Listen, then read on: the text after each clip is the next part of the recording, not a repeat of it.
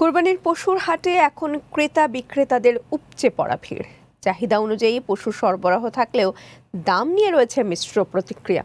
আমাদের প্রতিনিধিদের পাঠানো তথ্য ও চিত্র নিয়ে বিস্তারিত জানাচ্ছেন ইসমত আরা অনু।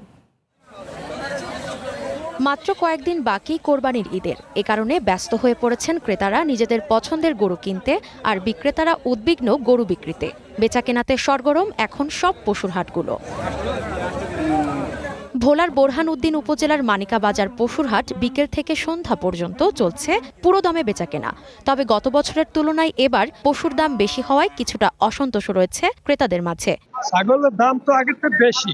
নরমাল গরু একের নিচে নাই, 1, 20, 30। অন্যদিকে বিক্রেতারা বলছেন পশুখাদ্য, ভুসি ও খড়ের দাম বাড়ায় উৎপাদন খরচ বেড়েছে। প্রত্যেক বছর থেকে এই বছর একটু দাম বাড়তে। বাজারের লোকজন তো মনে করেন সবাই ঘুরতেছে, দেখতেছে, মনে করেন দেখে নিতে কিনবো। এদিকে বাগেরহাট জেলায়ও জমজমাট হয়ে উঠেছে কোরবানির পশুর হাট। প্রতিবারের মতো এবারও জেলার সবচেয়ে বড় পশুর হাট বসেছে জেলার বেতাগা বাজারে। দাম নিয়ে মিশ্র প্রতিক্রিয়া জানাচ্ছেন ক্রেতা এবং বিক্রেতারা। ছাগল বেচতে নিয়ে এলাম, মেলা ভালো না বেচা কিনা মোটামুটি, বুঝছেন। ওটার দাম হচ্ছে আপনার 1,40,000, 42 এরকম, 45 এরকম দাম পাচ্ছি ভাই। আজকে তো একটু দাম বেশি হচ্ছে। ইজারাদার বলছে এবছর পর্যাপ্ত পশু রয়েছে, পাশাপাশি হাটে রাখা হয়েছে চিকিৎসক সহ সব ধরনের নিরাপত্তা ব্যবস্থা। সিসি ক্যামেরা দ্বারা আমরা এই হাটটা পরিবেষ্টিত করে রেখেছি। কোনো দুর্নীতির আশ্রয় এখানে কেউ নিতে পারবে না।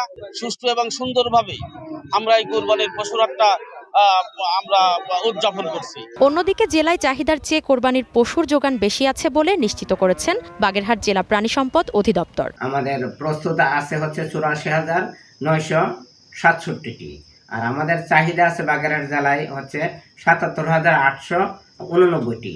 তাদেরকে নির্দেশ দিয়ে যাচ্ছি যে কোনো অবস্থাতেই যাতে প্রাকৃতিক উপায় ছাড়া কোনো স্টেরয়েড হরমোন প্রয়োগ করে যাতে গরু মোটা তাজা করা না হয়। ক্রেতা এবং বিক্রেতাদের সুবিধার জন্য ঈদের আগের দিন রাত পর্যন্ত জেলার বিভিন্ন স্থানে পশুর হাট বসবে বলে নিশ্চিত হওয়া গেছে।